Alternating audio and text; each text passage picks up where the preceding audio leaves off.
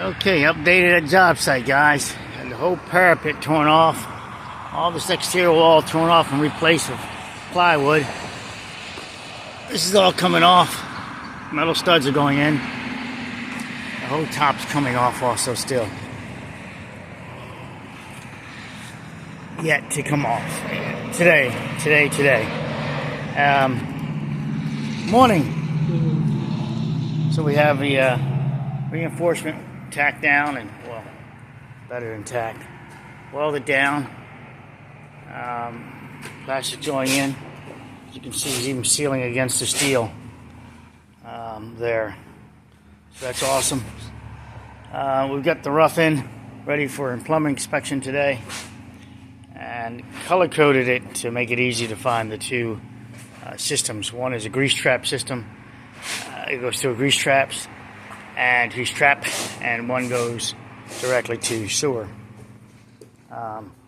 So that's easy to locate. I had to clean this up a bit to determine that this was solid down below. So it's yet to, concrete will still go in, but up to here, and then this will still be determined based on dollar value what they want to do.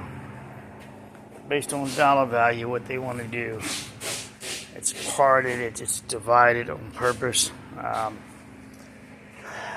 Got some issues here. They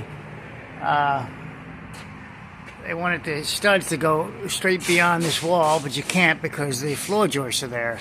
It puts it too far outside the structure. It lines up with the exterior, the studs line up with the exterior of the wall, mounted on the exterior over here, but on the underside of the joist here, and they have it on the outside. Well, that can't happen. The parapet wall everything would look funky. It would have a step back. That's not part of the drawings. So the spandrel beam over here has the wall studs on the outside over here, but different behind me. So that can actually follow up and through the roof line. Yeah, I'll leave that alone for now. All right, they finished cutting out the opening here. That's good. Cleaned it up. This is for the steel columns that go in. There's the debris. We're back over here to the setup of this. Got to move some rocks out of there. That's just a base for the, be solid grout filled, and then concrete up to ultimately to the finished floor, with columns going inside there also. Over here, rather, when I say also. So 4 columns over here, 4 columns here. They go through the roof and about 18 inches above the roof line, approximately. Pretty precisely when you get down to it, and well, that's a hazard.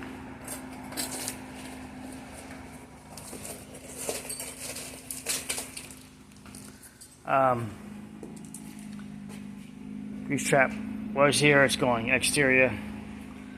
The odors they're worried about when they clean it out. The odor issue.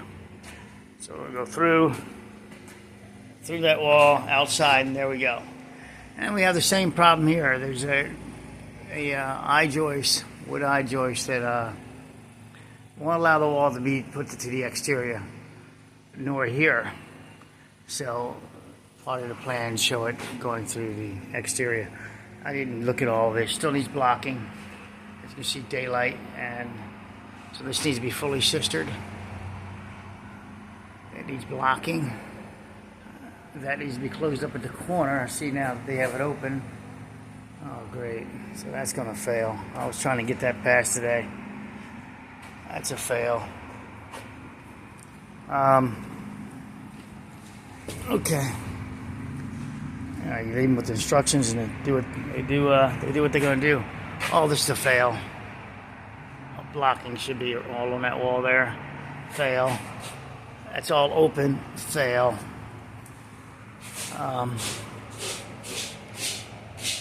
Oh well.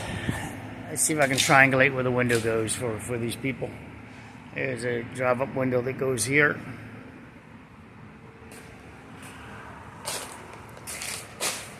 course, this gets much more cleaned out better than this. It'll get vacuumed, cleaned, prep the surface better than that. Just not just leaving it like that.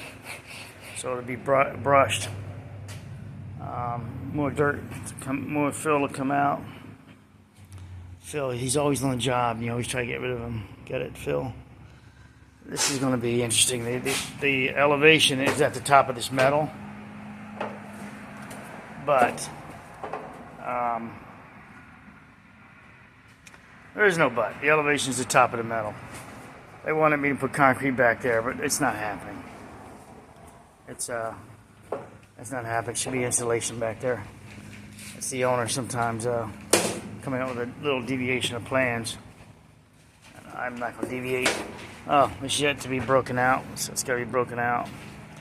Existing wise, you got to replace some studs. Yeah, rod studs. Out, it's got to go. Out, it has to go. Now with this one, this can go outside the spandrel here, this wall system. The wood studs here, it's going to be changed out to metal studs.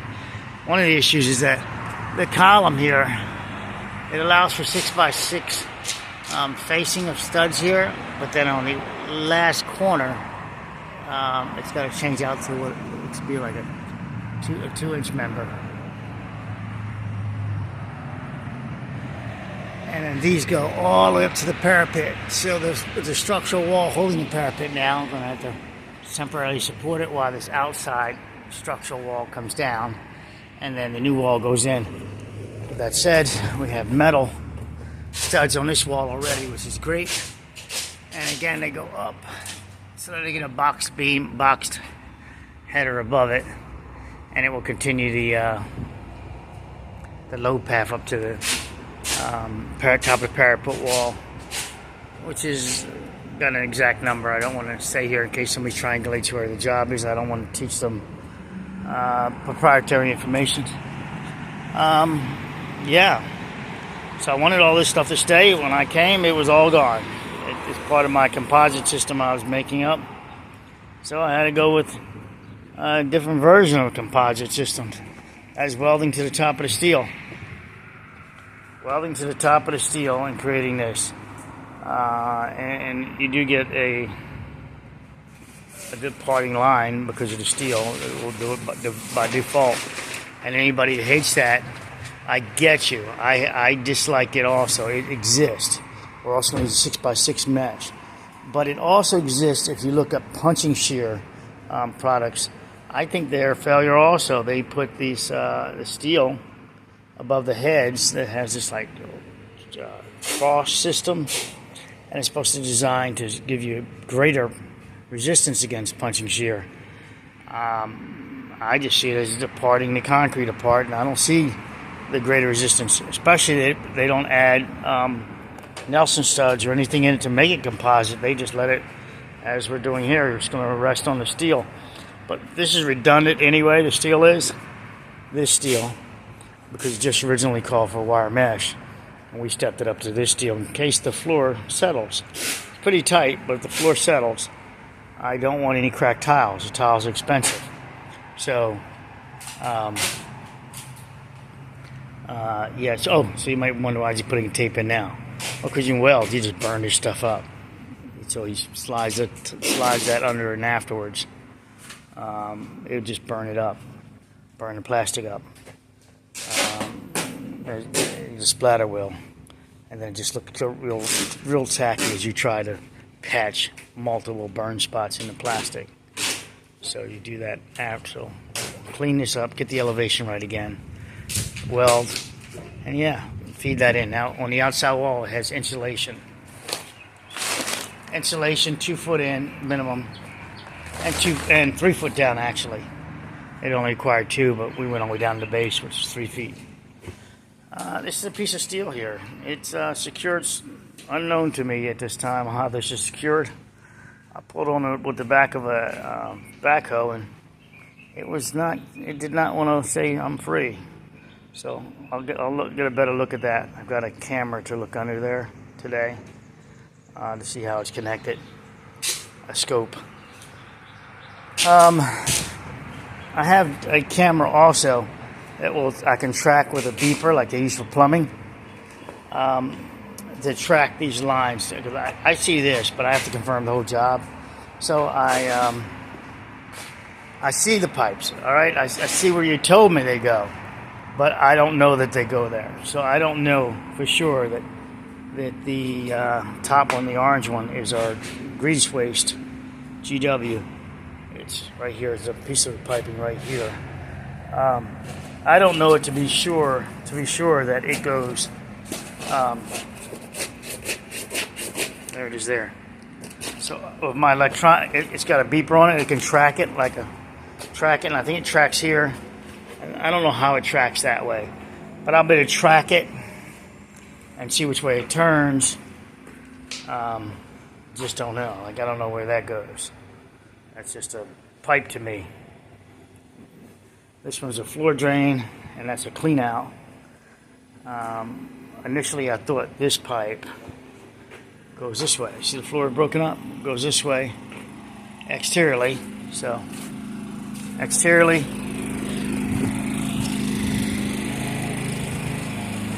And connects somewhere about here. And they dug down pretty deep, and I think it turns and it goes that way. And so when I say goes that way, there's a manhole over there. Let's just keep track of that. I'm going that direction, but then if I lift this cone up, I look here, I see a pipe. So let's shift back over. The manhole appears to be going this direction, next to this trailer here.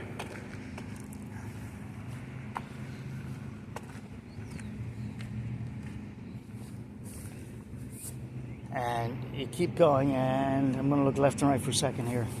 So, manhole way over there, and manhole, a gas line there. I think it's gas line for that one. I didn't look at it yet. I don't recall. I don't recall what it says on the drawings on that one. But there's our manhole way over there. I recall there was another access point. Yeah, right here. Here we go. So then, here's our city manhole, and as you can see, I'm off on an angle now. This will be straight ahead of me.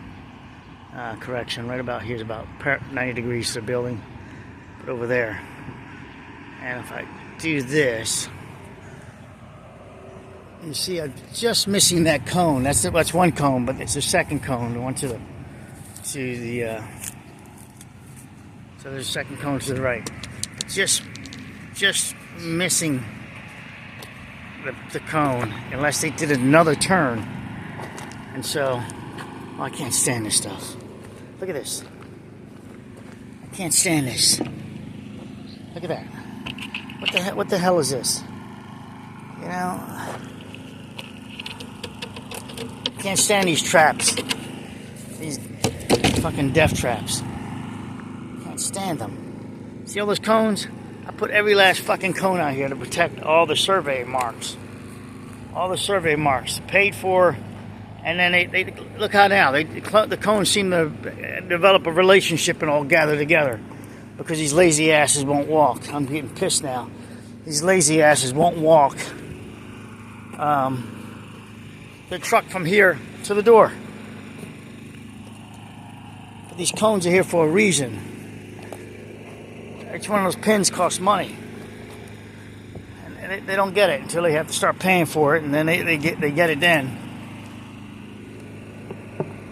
And it maps what I need to see, which is a driveway, and I can't visualize the driveway if they remove the damn pins by driving over them, etc. It's a dual driveway system. All right. Take care. Hope you enjoyed this one to some degree. Ending the video. I'll give you this one. No, I can't actually. Yeah, I can't. Sorry about that. Alright, ending video. I think. Let me go back inside. Yeah, let's continue there. So after this passes inspection, 10, 11 o'clock today, you see the foam board there. It was not required on the inside wall. After pass inspection, the engineered fill goes back in. Yeah, I'll let them put that in there. I'll let them put that in over there. It's going to get a steel redundancy, remember? And it still gets compacted. Of course, you have a problem with that. These two guys, we got to move them out a few inches. They'll get moved out. So what do you think of the railroad tracks? Watch. Ooh, it's going around a bend. It still works though. It still works. There's still space. Approximately 6 inches apart. And that's gives me a 100% factor. In other words, I could have spaced these 12 inches apart. I went with 6. Instead of cutting up the rebar, I should just overlap it. I don't care about that scrap piece. So look at this huge overlap. That makes this part of the floor much more stiff. To here, wherever the overlap is, much more stiff. So don't really need it. I just didn't want the wasted metal here. Now this metal is expensive as shit these days.